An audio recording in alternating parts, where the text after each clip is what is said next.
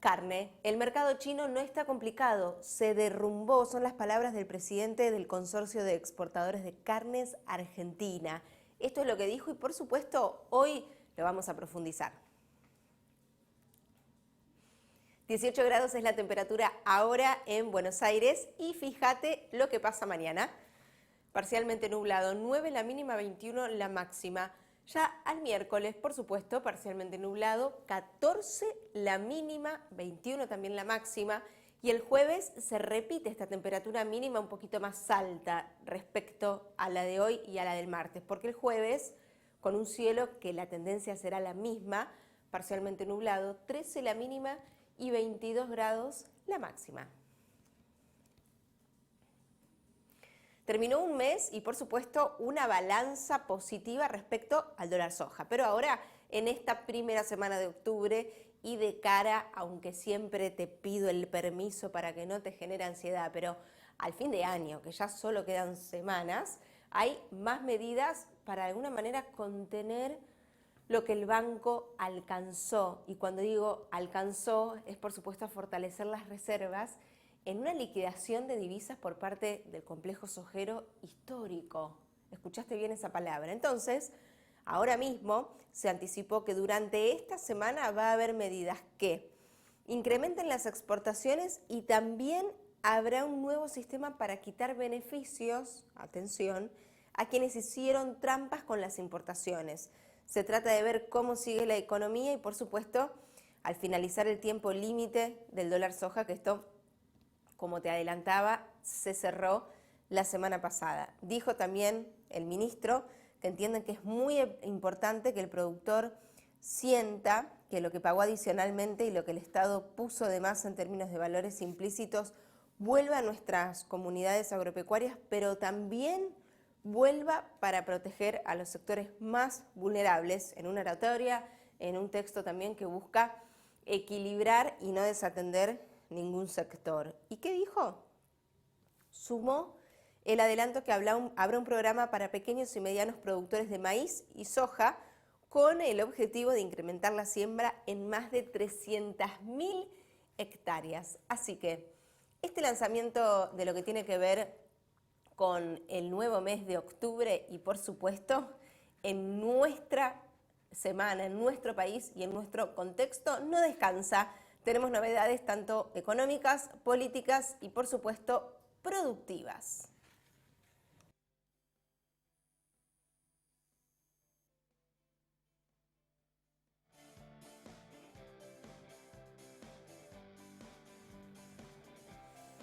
Y nunca vamos a descansar de novedades y sobre todo de economías regionales, como es el caso de la micocultura. Y quizás vos te preguntas, ¿micocultura? ¿De qué se trata?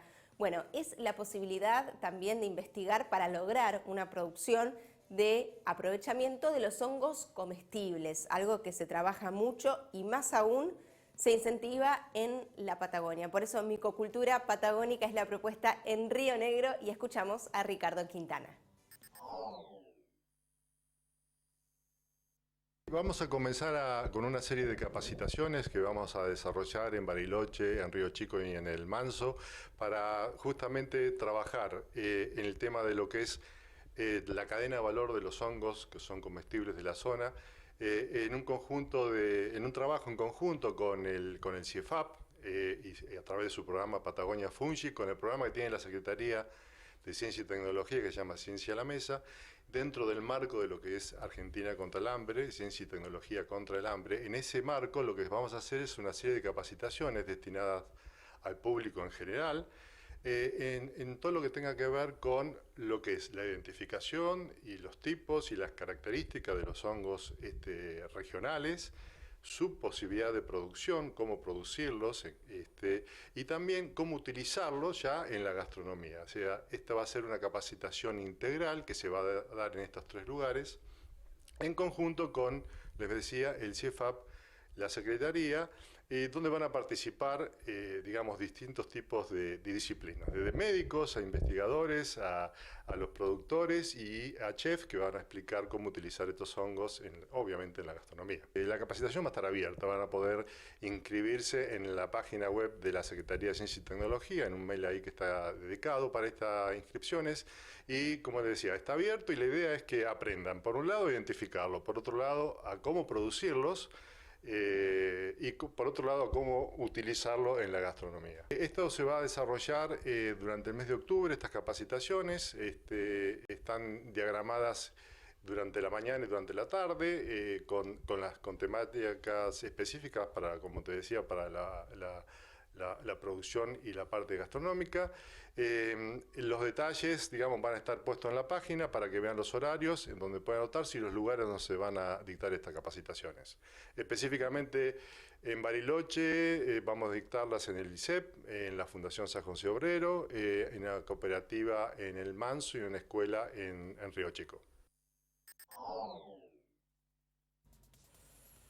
Y algo que se extiende en todo el país es la emergencia ígnea, que son, por supuesto, los incendios y focos activos del fuego que se pueden apagar gracias a quienes ponen el cuerpo, que son los brigadistas y muchísimos voluntarios. Lo que venía pasando en Jujuy, que son los incendios en Yuto exactamente, y el agradecimiento en este caso a quienes pudieron desactivar este alarmante espacio incendiado.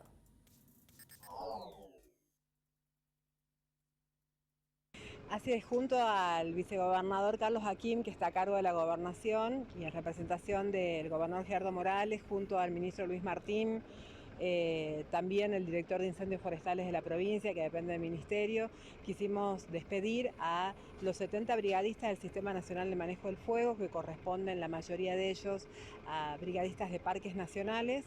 Se trata de 70 brigadistas de provincias patagónicas que vinieron hace 15 días a prestar servicio a la provincia en el marco del incendio que se desató en la zona de Yuto. En un avión de Fuerza Aérea está viniendo el relevo también de estos 70 brigadistas, así que se van 70 pero llegan 70 más. Hemos querido venir a agradecerles el gran servicio público que han prestado a la provincia de Jujuy en la preservación, digamos, de los bienes naturales, en ayudar a sofocar los incendios que han afectado zonas boscosas, zonas de pastizales, zonas productivas, naturalmente la biodiversidad que convive dentro de estos ecosistemas en una región que además tiene un alto valor en términos de conservación, porque las yungas corresponden al ecosistema donde está el 50% de la biodiversidad de la Argentina. Por lo tanto, estamos muy agradecidos de que hayan contribuido con sus servicios, así que estuvimos despidiéndolos, agradeciéndolos y aparte también expresándoles nuestra satisfacción de que todos puedan volver a sus casas. No hemos tenido accidentes complejos, no hemos tenido ninguna situación que lamentar, pero además todos vuelven sanos y salvos, íntegros a sus casas, y bueno, les hemos deseado un feliz retorno a su hogar después de tantos días de ausencia por haber estado brindando este servicio público en la provincia de Jujuy. 12 minutos exactos de las 4, y si de economías regionales hablamos, nos vamos a la costa por las buenas prácticas pesqueras.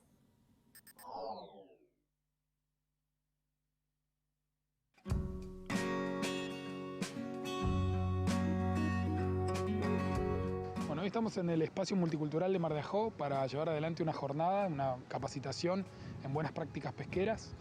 La pesca artesanal es una de las principales actividades económicas del Partido de la Costa, así que hoy en conjunto con APEPA vamos a tener una jornada en la que participa la Dirección Provincial de Pesca. Hoy estamos justamente en un proyecto que se inició en el 2018 junto a ONGs y organismos del Estado, con Ambiente Provincia, Ambiente Nación, Vida Silvestre, Acuamarina, en un proyecto de protección del delfín franciscana. En el 2018 se llevó a cabo una experiencia que fue muy exitosa acá, donde se entregaron unos pingers, se llaman, que son unos transmisores para las embarcaciones artesanales, que emiten una señal que aleja a las franciscanas, que son los delfines que tenemos nosotros, y a las tortugas, para que en la pesca, por error, digamos, no se levanten esas especies que están protegidas, y de esa manera es una forma más de seguir haciendo la pesca una actividad sustentable. Hoy justamente es una devolución de ese proyecto, nos parece muy importante, y este tipo de reunión también, gracias al municipio que nos presta la locación, pero nos parece muy importante que esté el principal protagonista, que es el pescador artesanal. tema tratar un poco de fue lo franciscano, que es lo que hemos hecho, la prueba esa que hemos hecho y que dio resultado, y también hablar un poco del tema de los barcos y realmente las 5 millas. Las 5 millas la tienen que respetar, es una ley y no se está respetando. Los barcos todo el mundo lo ve que está atrás de la rompiente. Y los barcos entran, nuestros pescadores no pescan. Esa es la realidad. Primero vamos a hacer una devolución sobre el proyecto, eso es fundamental, no solo por parte de la administración y de las ONG, sino también una devolución por parte de los pescadores artesanales, cuál fue la experiencia referida a este proyecto puntual con el monumento provincial natural que es el Delfín Franciscana, y después seguramente nos vamos a quedar con los pescadores discutiendo sobre otras demandas que puedan llegar a tener, ¿no? Para seguir trabajando y resolviéndolas.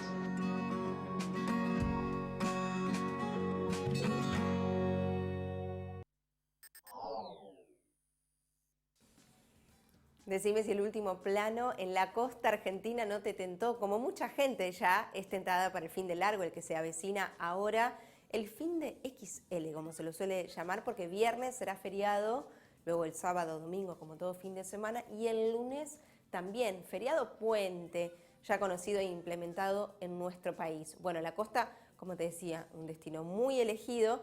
¿Y qué pasaba? Había amenazas de un paro, tanto en gastronómicos como también en el sector hotelero.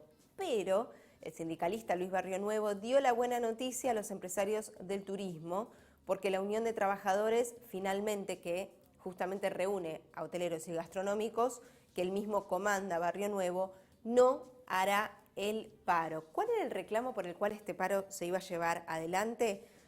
Bueno, finalmente tiene que ver con un pedido de alguna manera de homogeneizar, de poder igualar sectores geográficos que son dispares, en términos salariales, por supuesto. ¿Por qué?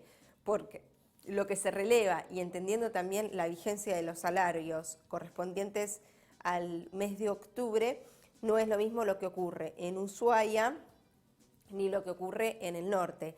Tras haberse, por ejemplo, reunido, que es lo que pasó en el Calafate, finalmente los representantes del sindicato de hoteleros y gastronómicos sumaron fuerza para hacer un paro de 4 días que iba a golpear y, por supuesto, a generar una gran falla en cadena de todo el sector. Tenía adhesión de la región de Mar del Plata, por eso te decía, lo que es la costa, el mar, Córdoba, Mendoza, partido, por supuesto, de la costa en general, Puerto Iguazú, que justamente se lleva adelante un festival de música de pueblos originarios muy importante, y todo se veía de alguna manera trastabillado, hablando relajadamente y pronto. Pero el paro finalmente fue cancelado. El reclamo, como te decía, un incremento de salarios básicos para poder igualar lo que pasa en localidades turísticas con las que se abonan en la ciudad de Buenos Aires, que la diferencia alcanza los 25.000 pesos.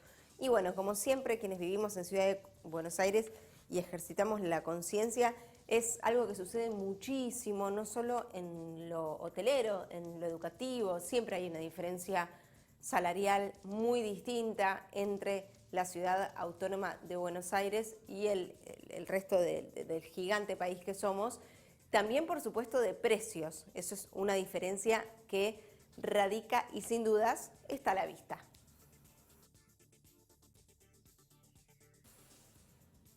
Y ahora es el momento de recibir a Gastón Áñez de KWS, por supuesto, en tiempos de innovación, de tecnología y de agricultura. Karina Rodríguez, vamos con vos. Gastón, en primer lugar, te pedimos que nos cuentes cómo trabajar frente a esta circunstancia, ¿no? Esta doble cuestión, la seca por un lado, esta niña por tercer año consecutivo con el maíz en particular, desde el punto de vista agronómico, pero también acerca de qué productos utilizar, en qué momento. Exactamente. Mira, Karina, como primer medida, nosotros hoy lo que tratamos de focalizar es que hay cosas para hacer todavía dentro del parámetro o los tiempos que tenemos. Y sobre todo cuestiones técnicas o agronómicas de manejo que se pueden hacer previo al cultivo o a la planificación de un cultivo como es el maíz. Número uno es tener datos de las lluvias, ocurridos anteriormente. En el caso de no haber, utilizar análisis de suelo en cuanto a qué componentes tenemos hoy de fósforo, nitrógeno y otros microelementos, y a la misma vez buscar o tener parámetros del agua útil, o sea, de 0 a 2 metros. Con eso ya nosotros podemos tener un buen indicador, que son los milímetros que tenemos acumulados en esos primeros centímetros de suelo para un maíz.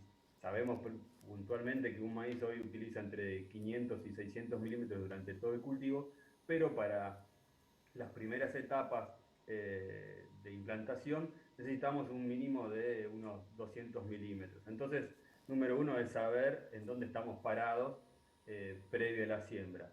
Hoy, como ya sabemos, como estamos transcurriendo este periodo de niña por tercer año consecutivo, sabemos que hay muchos suelos que no tienen ese perfil cargado y encima siguen pasando los días y no tenemos definiciones de agua en gran parte de la región.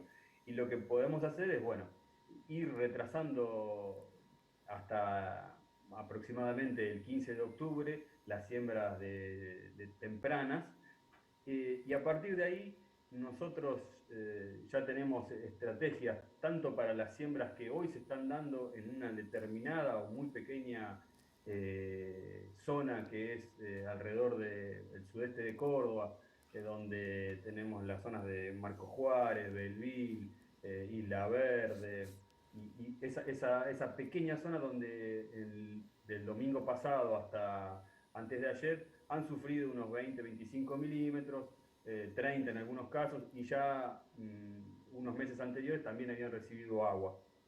Entonces, en esas siembras también lo que estamos haciendo con nuestros clientes es, sabiendo ya de los pronósticos que hoy podemos contar a largo plazo, es de modificar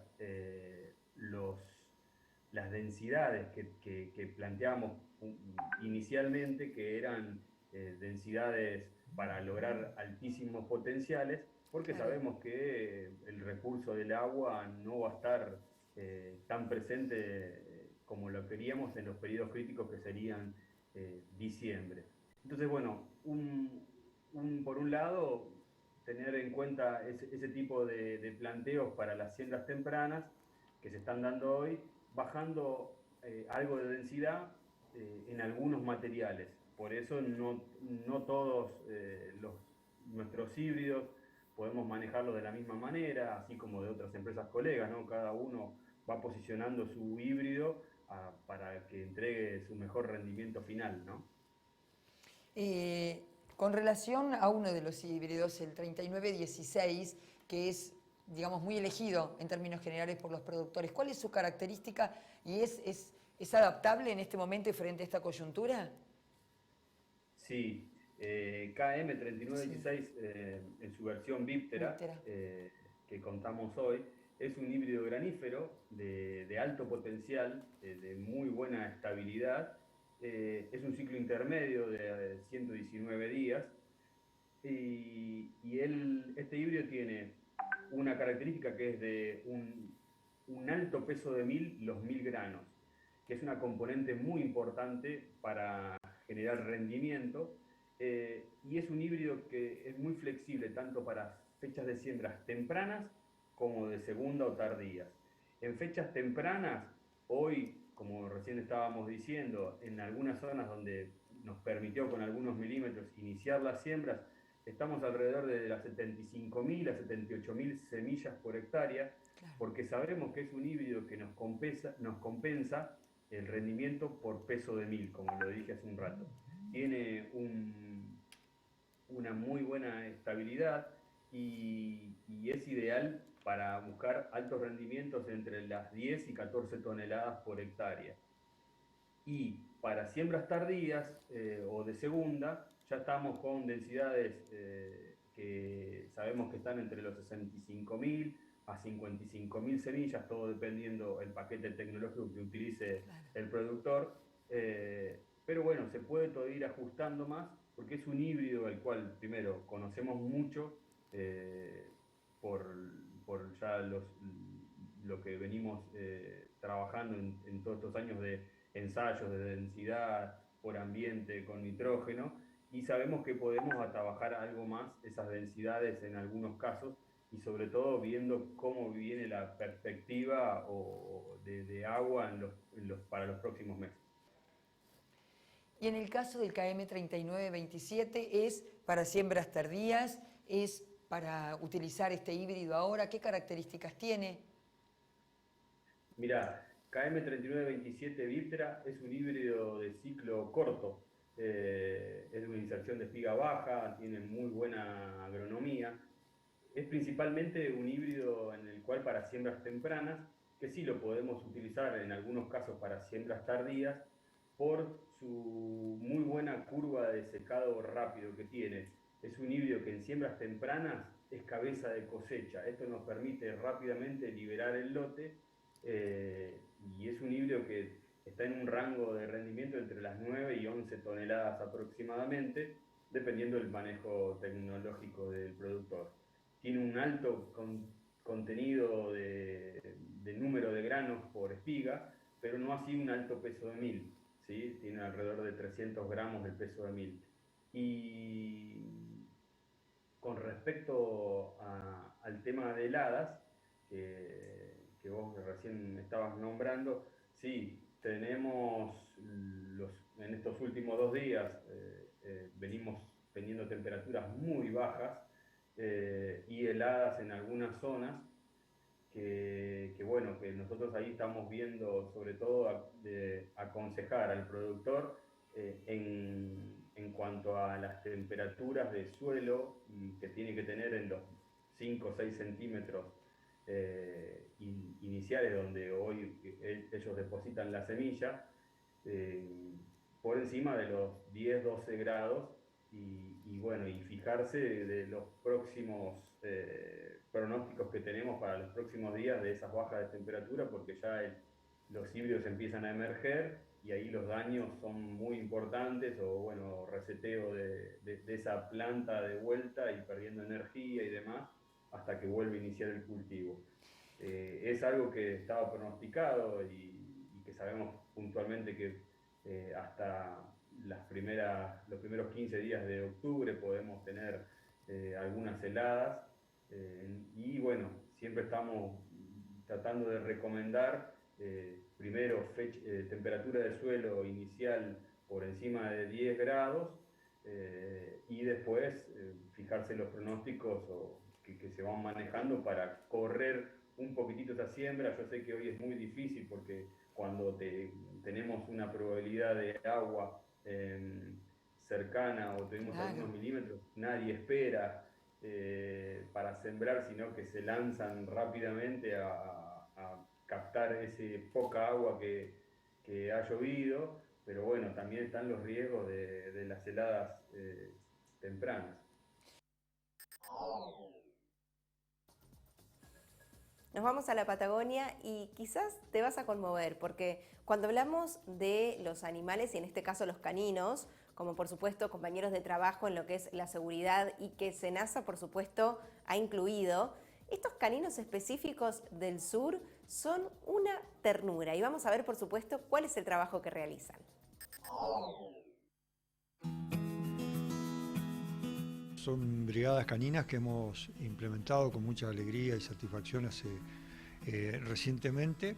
Son perros, en este caso son 3 canes de la raza Beagle que están en los aeropuertos de Bariloche y de Neuquén, junto con su inspector guía, realizando los controles de equipajes al arribo a Patagonia en defensa del estatus sanitario. Es un proyecto de la dirección regional.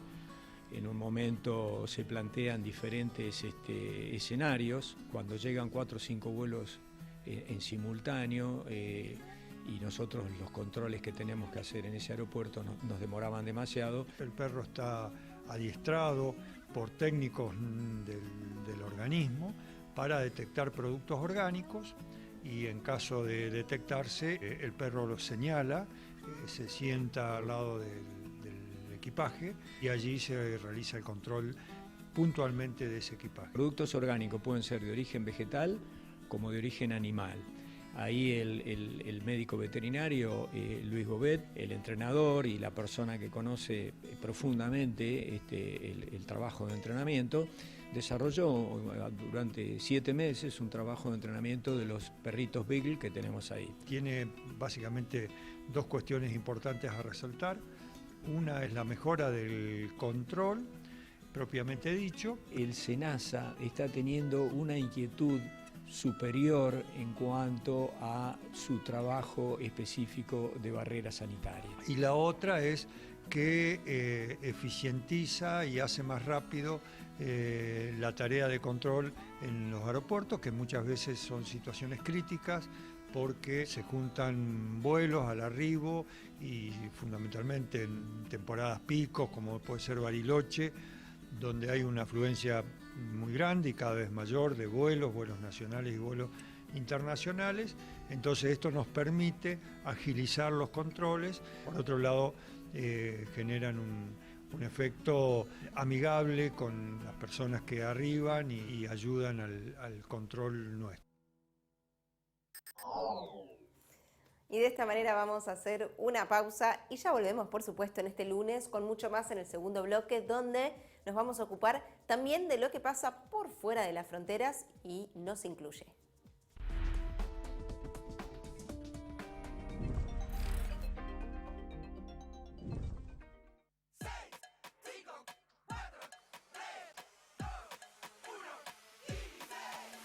Son solo 6 pasitos, Kini 6. 6, 5, 4, 3, 2, 1, Kini 6. Son solo 6 pasitos. A la suerte hay que ayudarla. Con el Kini estás a 6 pasos de tus sueños. ¿Qué esperás para cumplirlos? 6, 5, 4, 3, 2, 1, Kini 6. ¿Sabías que la producción ganadera argentina reduce de manera natural la emisión de gases de efecto invernadero? Las praderas y pastizales naturales que alimentan nuestro ganado retienen más carbono en los suelos del que genera el ganado. Compensa así no solo sus propias emisiones, sino también las de otros sectores productivos no rurales. Carne Argentina, carne sustentable.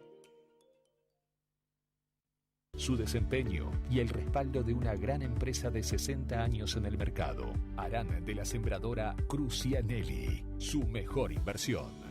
Es hora de ganar. Entrega tu cabezal usado y llévate un Draper nuevo. O podés reformar tu convencional a lona. piersantiplataformas.com.ar.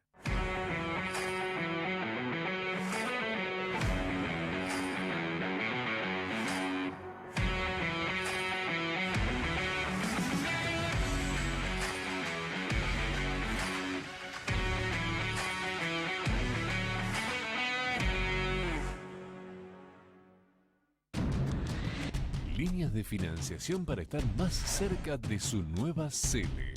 En todo el país se siembra con Sele. Siempre adelante. Nueva pulverizadora CIA con motor delantero de Pla.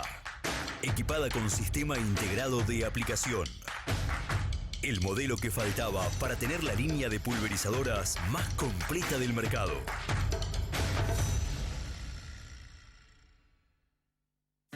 Sabemos muy bien el esfuerzo que hacen miles de argentinos que trabajan e invierten en nuestra tierra. Y queremos estar ahí para acompañar e impulsar su negocio, haciendo que su día a día sea más fácil. Si el campo evoluciona, evolucionamos todos. Galicia, siempre junto al campo. Historia y crecimiento.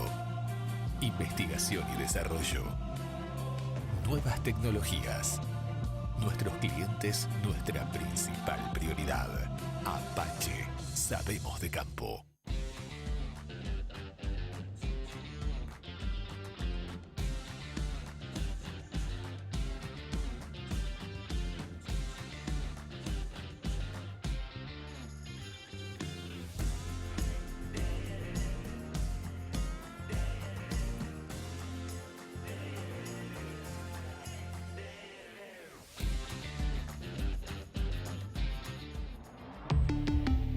Volkswagen.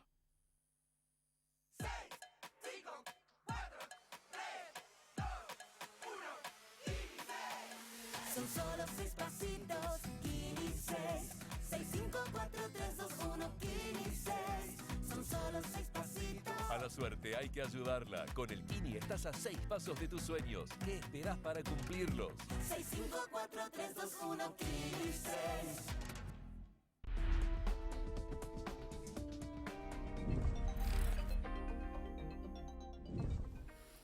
34 minutos de las 4 de la tarde en toda la República Argentina, por supuesto, en vivo y en directo y a modo de repaso. Sabemos que Argentina exporta carne y su comprador principal es China, seguido también de justamente Israel y Chile. Pero, ¿qué pasa? Como comprador premium podemos llamar de nuestra carne y de grandes volúmenes, ¿qué declaran? Y es que el mercado no está complicado, sino que se derrumbó. Me refiero al mercado chino, del gigante asiático puntualmente. ¿Quién dijo estas palabras que ves en cámara y ahora te comparto? Las declaró Mario Ravetino, que es presidente del consorcio de exportadores de carnes argentinas, en una presentación donde defendió la nueva reglamentación que exige a los productores no distribuir carne de más de 32 kilogramos a partir del 1 de noviembre, es decir, aproximadamente en 28 días. Aunque el eje del encuentro estaba enfocado en el mercado local y la incidencia de la aplicación del cuarteo o troceo en la modernización de la industria cárnica, en cuanto a seguridad sanitaria, inocuidad, salud del trabajador y el precio final, la información que llega de Oriente copó la agenda finalmente. Y esta semana que estamos atravesando es determinante porque hay mucha incertidumbre sobre la mercadería que está yendo, que está en viaje, y no se sabe si se va a descargar al precio establecido o se tendrá que renegociar hacia la baja por la fuerte caída que atraviesa la economía china, donde la moneda china, justamente la moneda local, cayó a su menor valor frente al dólar de los últimos 14 años, ¿no? Finalmente, por supuesto, siempre a modo de balance, en los últimos años es importante remarcar que China se volvió fundamental para el mercado ganadero, más allá que es un socio comercial superando los 50 años con Argentina, pero ganaderamente hablando, adquiere 3 de cada 4 kilos del volumen total de exportación. 3 de cada 4. Es muchísima la carne que compra y sin embargo, como lo que compra en general no es la carne más valorada, sino la famosa vaca vieja que no se consume en el país, esas ventas de gran volumen representan menos en valor económico. Es decir, muchos kilos en términos de cantidad, pero no es el precio más competitivo. En agosto, los datos oficiales publicados por el INDEC finalmente reflejaron exportaciones por 56.688 toneladas peso producto, que al medir en el equivalente res con hueso asciende a 81.000 toneladas. Y esto marca el cuarto mes consecutivo por arriba de las 80.000 toneladas. En definitiva, de enero a agosto se exportaron 596.000 toneladas y eso reflejó un aumento del 11%. Sigue siendo el principal destino de nuestra carne. La noticia no significa una amenaza para que la continuidad esté establecida y se sostenga, y se lleva el 77% de los embarques totales, pero se advirtió que en agosto asimismo el volumen embarcado precisamente tuvo un déficit del 16% respecto a los otros meses y el precio bajó un 6%. ¿Qué vendrá del balance de septiembre? Porque si yo te estoy hablando de lo que pasó en agosto, es ya que de la mano del INDEC tenemos los informes de agosto en septiembre y los compartimos. Y ahora con septiembre, por supuesto, no tardará en llegar en los últimos días el seguimiento que realizamos a esta situación. Como te decía, uno de los socios comerciales más importantes de nuestro país, el comprador más grande de nuestra carne en una crisis interna que por supuesto repercute en este caso.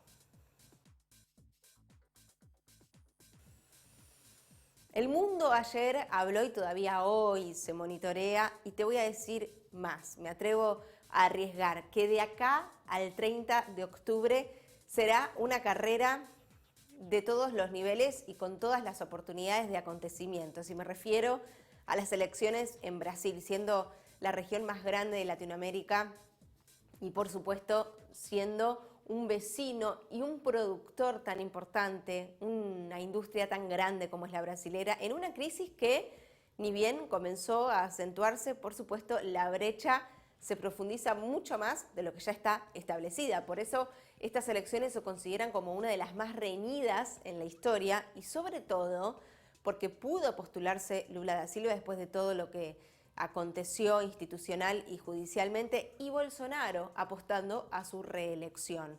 De alguna manera, las encuestas un poco en el ojo de la tormenta porque no se dio lo que en algún punto rumorearon y arrimaron respecto a lo que iba a pasar ayer, en este domingo 2 de octubre, sino que son más los votos que sacó Bolsonaro de lo esperado, aunque en términos que ya se conocen en todo el mundo, la totalidad y el ganador de ayer fue Lula da Silva, pero eso no alcanzó para ganar en primera vuelta. Por eso el 30 de octubre viene el conocido balotaje, que será entre Lula da Silva y Bolsonaro. De acá al 30 muchas cosas van a pasar.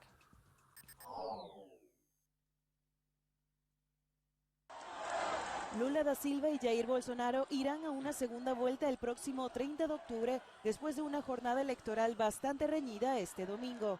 El exgobernante obtuvo un poco más del 48% de los votos, mientras que el actual mandatario recibió el 43%.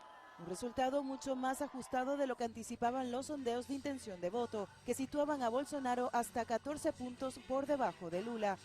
A pesar de no lograr la victoria en la primera vuelta, Lula se muestra confiado. Siempre he creído que vamos a ganar las elecciones, y lo que puedo decir es que sí, vamos a ganar estas elecciones. Esto es solo una prórroga para nosotros. Mientras tanto, Bolsonaro vuelve a dar el batacazo después de haber sido subestimado por los analistas y las encuestas. Sin embargo, admitió que su campaña deberá dar un giro para lograr la reelección. Creo que formaremos una buena alianza para ganar las elecciones. Los resultados de este domingo confirmaron un hecho que se intuía desde antes del inicio de la campaña. Estas elecciones fueron una de las más polarizadas de la democracia brasileña. Los dos candidatos acapararon el 91% de los sufragios. También fue una jornada de crispación, con algunos incidentes registrados. El más grave ha sido la irrupción a tiros de un hombre en un colegio electoral en Sao Paulo, que ha dejado a 2 policías heridos de bala. El próximo 30 de octubre, Brasil decidirá si volver a la izquierda de Lula da Silva o seguir por la senda del ultraderechista Jair Bolsonaro.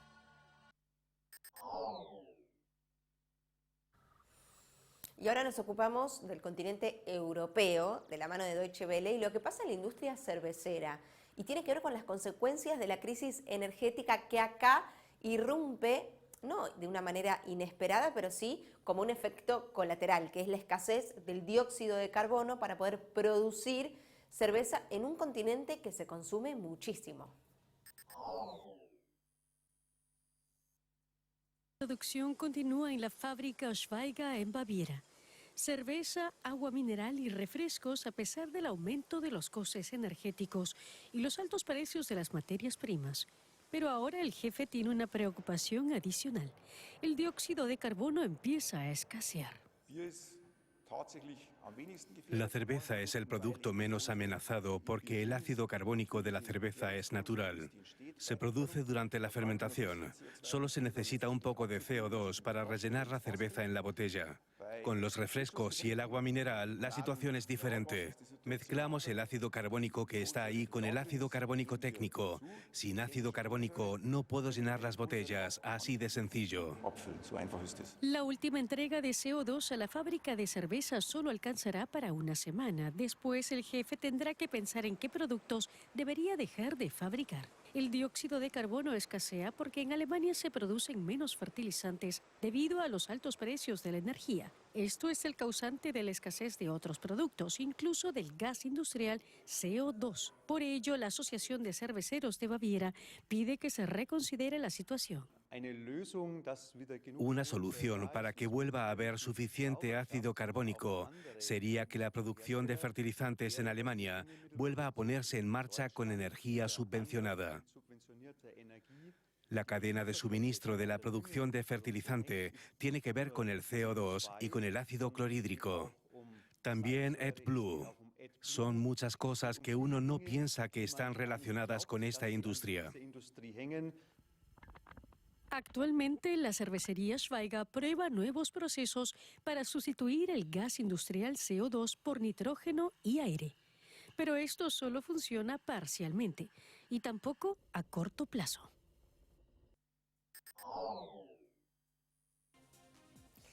Las tortugas marinas, muy conocidas como las jardineras del mar, tienen mucho que ver en el ecosistema, en la conservación y en la protección de las costas. Y en Latinoamérica, El Salvador es el segundo país más importante con la población de ellas mismas después de México. Y vamos a conocer ahora cómo llevan adelante en este propio país la conservación, la protección y lo que nos va a generar, que es también más conciencia.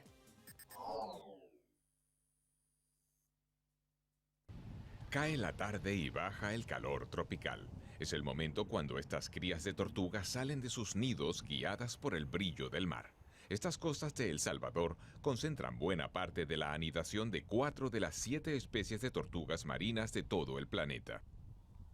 Sus habitantes, como Alex, solían recoger sus huevos para consumo humano, sobre todo como acompañante de la cerveza. Ahora llevan los huevos a este vivero para protegerlos. Felipe Marquina es un líder local que se encarga de vigilar la incubación. Sabe bien que se las llama las jardineras del mar por su función en la cadena trófica para que haya más peces, lo que beneficia a estas comunidades pesqueras. La tortuga se alimenta de melusa, ¿verdad? Y la melusa se alimenta de larvas de peces. Entonces, allí nosotros prácticamente, si no le damos vida a la tortuga, realmente vamos a tener un mar sucio que después no vamos a poder pescar. El Salvador es el segundo país después de México más importante para la conservación de las tortugas marinas y prohibió el consumo de sus huevos en 2009, pero todavía se venden de forma ilegal, dado que es uno de los principales ingresos para estos humildes pobladores. Desde hace 3 años, el proyecto Quelonia de FIAES ofrece $2.50 por docena de huevos a los tortugueros, el doble que en el mercado, para así mitigar su venta. Además, trabajan en la capacitación para su cuidado y para una pesca sostenible. En lo que es la pesca, nosotros protegemos lo que es la tortuga por el motivo de que a veces vamos con anzuelo, pasa la tortuga, agarra el anzuelo, o con las redes se maneja. Nosotros siempre tenemos el cuidado de liberarla y dejarlas ir. Gracias a esos esfuerzos, se estima que en la última década se han incubado y liberado a unos 11 millones de neonatos. Asimismo, las tortugas se han vuelto un atractivo turístico que contribuye al desarrollo social. En la Costa del Sol, la iniciativa trabaja con mujeres en la elaboración de artesanías, para así diversificar los ingresos de las familias a partir de ese turismo. Con estas prácticas ya se ha logrado estabilizar la población de la tortuga golfina y de la prieta, pero todavía siguen en peligro crítico de extinción la bable y la carey, con tan solo unas 300 hembras. La bióloga Daisy Herrera fue una de las impulsoras de esos proyectos. Considera que todavía hace falta una mayor vigilancia para que se apliquen todas las regulaciones. En El Salvador se maneja una red T, que es una red excluidora, ¿verdad? Que las camaroneras utilizan estas redes, te soy honesta, las cosen y es mentira que excluyen a la tortuga. Entonces, cuando esta red sale, la tortuga ya está ahogada porque las tortugas salen a respirar cada 20 minutos. Unas crías de tortugas que enfrentarán enormes desafíos en alta mar, tratando de esquivar a los depredadores. Dentro de 15 o 20 años volverán al mismo punto donde nacieron para poner sus huevos, eso siempre que el ser humano haya preservado estas playas.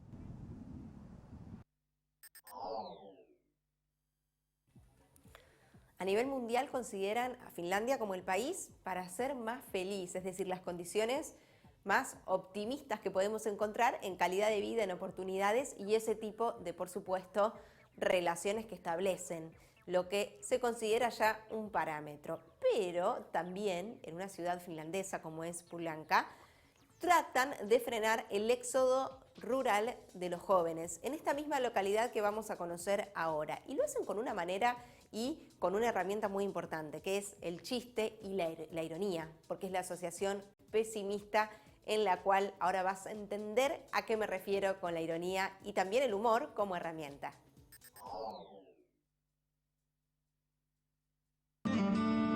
El pub cerró hace mucho tiempo. De este lugar solo quedaron 2 sillas. Luego aparece la advertencia a las afueras del pueblo. Pronto llegará a Polanca. Todavía puede dar la vuelta. Polanca es un pequeño pueblo casi en extinción en medio de Finlandia. Solo quedan 2.400 habitantes. La mayoría tiene más de 60 años. Los jóvenes suelen marcharse de aquí. Solo estos 2 permanecen fieles a su ciudad, Oskari y Santeri, de la Asociación Local de Pesimistas, porque es precisamente en el pesimismo donde reside la oportunidad de un nuevo comienzo.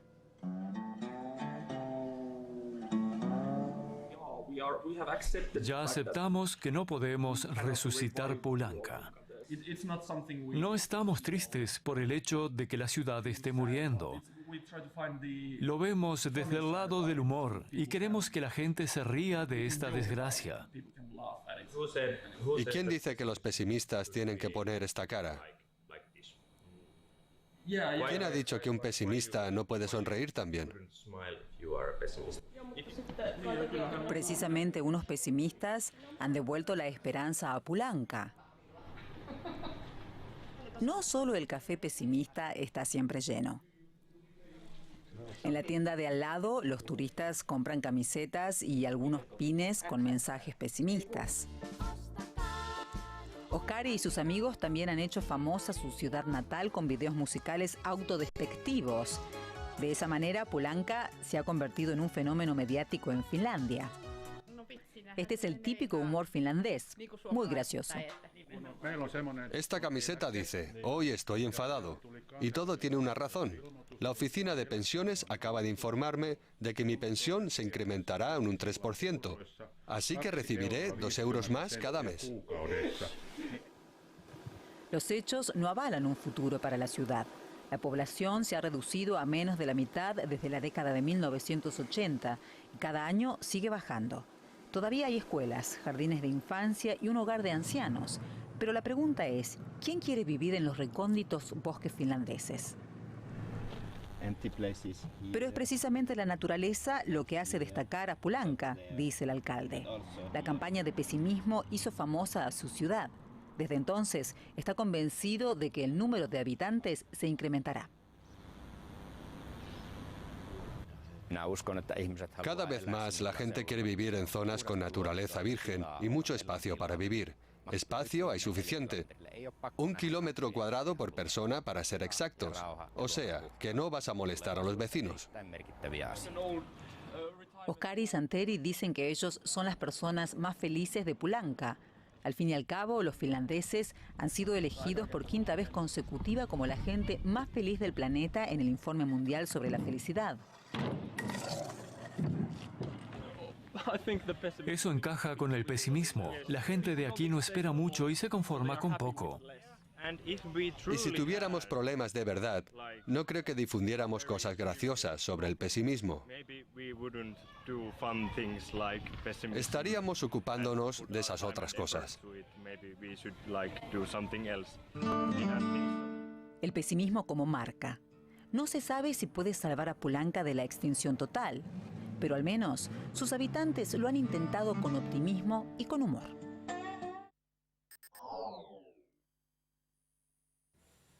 Como los habitantes de Polanka de alguna manera reconocen, ¿no? No tendríamos problemas reales si no podríamos estar proponiendo el pesimismo con ironía. Pero bueno, es parte de la creatividad y es necesario que esto también ocurra, porque problemas reales hay muchísimos en el mundo y Portugal es uno de ellos en términos de agricultura, de situación climática. Esto sí alcanza todo el planeta y En Portugal exactamente los productores y agricultores específicamente sufren la sequía después de 4 olas de calor de alguna manera agonizantes y por ejemplo el cultivo de la manzana está muy amenazado.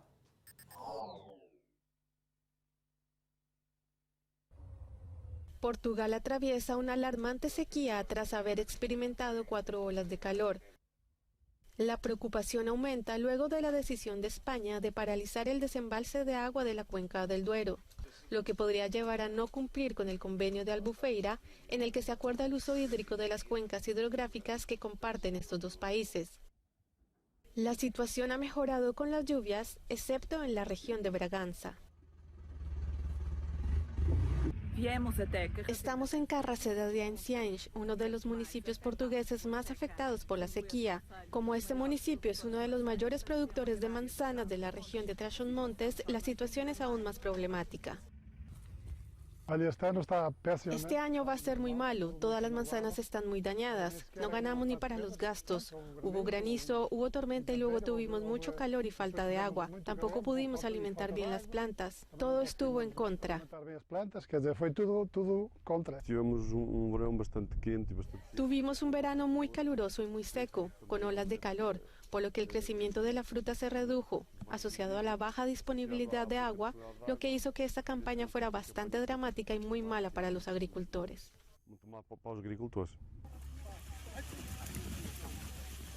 Luis Veiga produce normalmente 500 toneladas de manzanas al año, pero en 2022 no llegó ni a la mitad.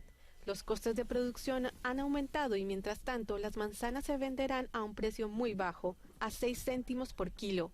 El productor de manzanas espera encontrar soluciones para los próximos años con la ayuda del gobierno. Espero que haya colaboración para hacer nuevos estanques, nuevas inversiones. Se necesita mucha ayuda para cubrir los árboles, porque de lo contrario no es posible, ya que cada vez se producen más daños por el granizo y las tormentas y es muy difícil. Eso es muy difícil.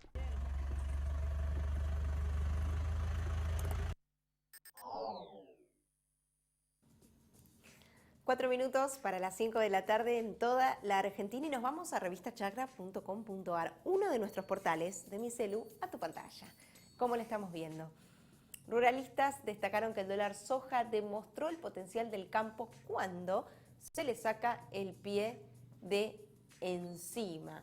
Esta es una nota de TN Agro y la mesa de enlace exportadores y otros referentes de la cadena sojera se refirieron al éxito de la medida que finalizó el 30 de septiembre. Este viernes nada más, hace poquitas horas, y hoy es el día después, en términos hábiles, por supuesto que estuvo el fin de semana en el medio, de lo que tiene que ver con la nueva etapa que viene esta semana, como te contamos al principio, con medidas que más anunciará respecto a importaciones y exportaciones. El balance total del dólar soja es 8.123 millones de dólares durante septiembre, 62% más de los 5.000 millones de dólares que el gobierno intentaba alcanzar, casi como el gran objetivo era llegar a 5.000 y por poco, podemos decir, no se llegó a duplicar, como te contaba, más de 8.000 millones de dólares liquidados de la mano de lo que fue el dólar soja.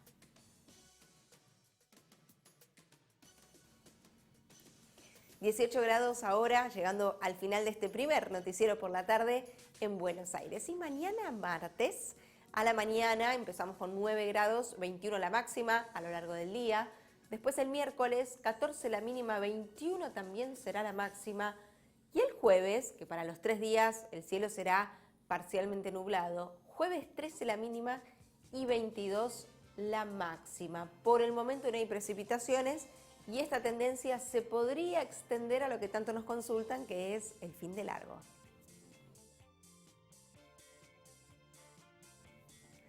Así llegamos al final, como te decía, el primer noticiero de los 2 que vamos a realizar en vivo. A las 19 nos volvemos a encontrar con vos para compartir más novedades, algunas ampliaciones de lo que ya estuvimos debatiendo y por supuesto, y como siempre, toda la información. En 2 horas volvemos en vivo.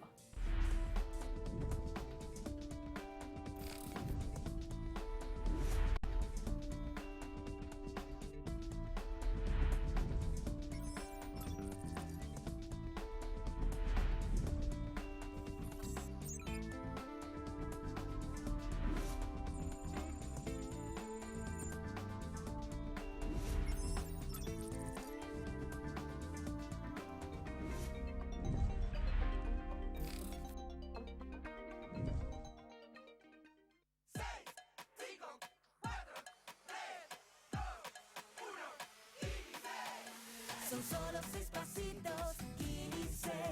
6, 5, 4, 3, 2, 1, Kini 6. Son solo 6 pasitos. A la suerte hay que ayudarla. Con el Kini estás a 6 pasos de tus sueños. ¿Qué esperás para cumplirlos?